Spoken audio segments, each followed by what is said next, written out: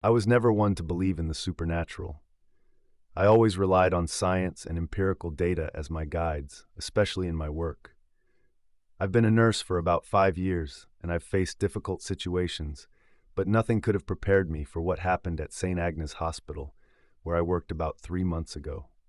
St. Agnes was a relic of the past, an old hospital in a forgotten part of the city where time seemed to have stopped. I didn't have many job options at the time and had some debts to pay, so I accepted the offer to work the night shift. The pay was good, and the work seemed straightforward.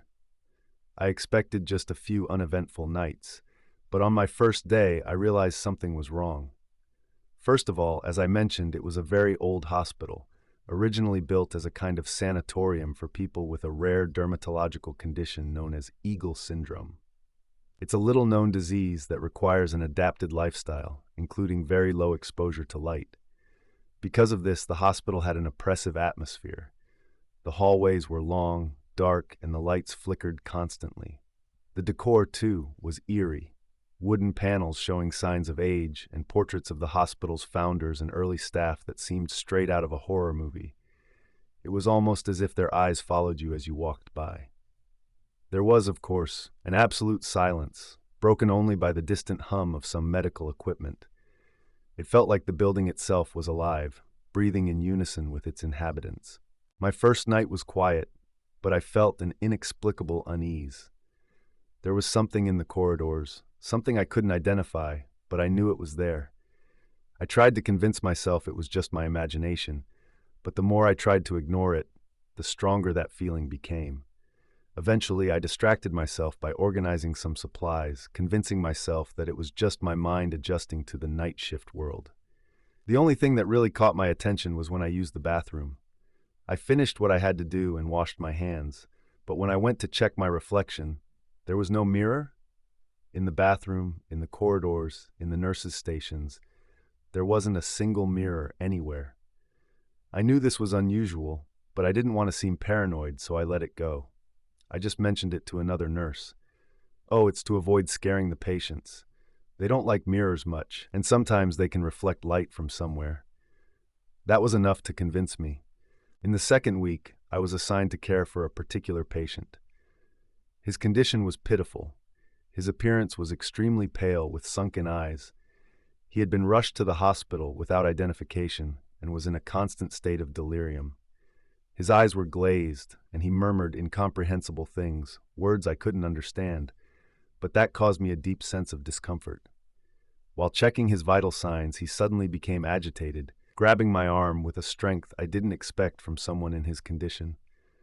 His eyes locked onto mine, and for a moment I felt like he was trying to tell me something important, but all that came out were incoherent whispers. He kept repeating something like "ood" or "ood," but I couldn't make it out. Before I could react, he lunged at me, biting my arm with desperate force.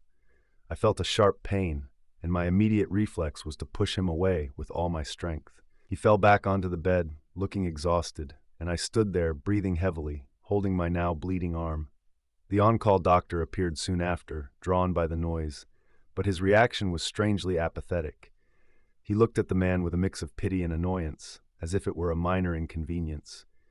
"He's delirious," the doctor said distantly. "Calm him down with a sedative." I wanted to question him, to say the patient needed more than just a sedative, but something in the doctor's look made me hesitate. I did as he asked, and after sedating the patient, retreated to the nurse's station, trying to push the incident out of my mind. That night, I couldn't sleep when I got home. The pain in my arm still throbbed, and the experience lingered in my mind, which was already a mess, but I needed to go back to work the next day.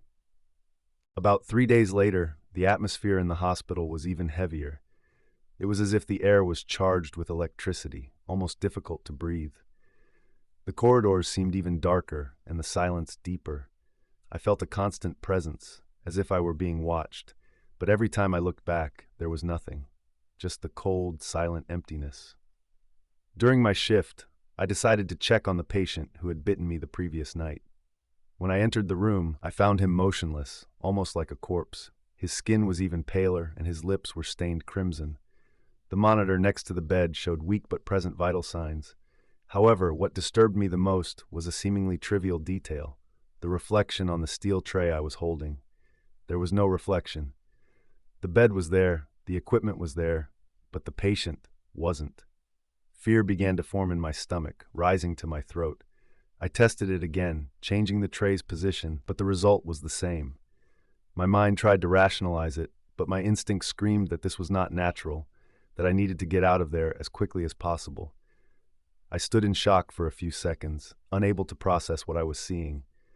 Then a cold hand touched my shoulder, and I almost screamed.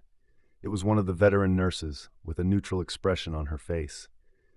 "Is everything okay?" she asked casually. I hesitated, but eventually nodded. I didn't know what to say, or if I should say anything at all.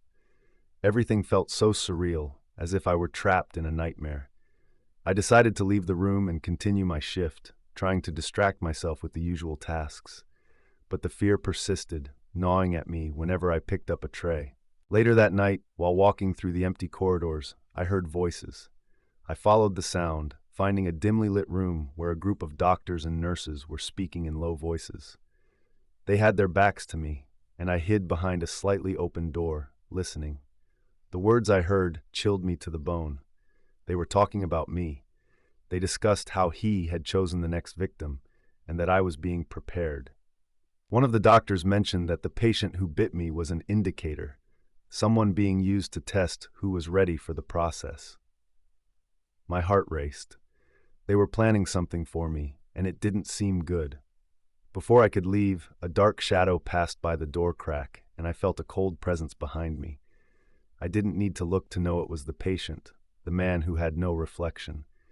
His breathing was heavy, and he whispered my name as if he knew me intimately. Fear took over, and all I could do was run. I ran through the corridors, feeling that presence growing closer. The hospital seemed to transform as I ran. The corridors lengthened, the lights flickered, and doors that had been open now slammed shut in front of me. It was as if the building itself was conspiring to keep me inside. Finally, I found a supply room and locked myself in, trying to control my breathing and the pounding of my heart, which felt like it was about to explode. On the other side of the door, I could hear his breathing, feel his presence, and the sound of nails scratching the wood terrified me. "I know you're in there, sweetheart," his voice whispered, almost like a sweet lover's, but laced with malice. "You don't have to be afraid. It will all be over soon." I needed to get out of there before it was too late. In a final act of desperation, I flung the door open and shoved a shelf full of glass jars, which crashed to the floor, creating a loud noise. The man, besides getting cut by the shards, seemed to shrink from the noise. I took advantage of the distraction and ran through the hospital's back exit. I didn't stop until I reached home, exhausted but alive. The next day, I resigned over the phone. I couldn't explain the reason to my superiors, just that I couldn't work there anymore. They didn't push, and I was relieved. In the following weeks, I tried to forget what happened, but I couldn't. Every time I looked at my reflection, something was different. I've slowly noticed that I'm becoming paler. Yesterday, when I tried to go out during the day, I had a heat stroke in 22 degrees Celsius heat. I fainted and was taken to the hospital, where the doctor told me I have Eagle syndrome, or, as it's known in the country of origin, Orluk syndrome. He suggested I stay at St. Agnes since it's a reference on the subject. I'm afraid of what might happen if I go there. Anyway, if any of you ever work in a hospital without mirrors, run,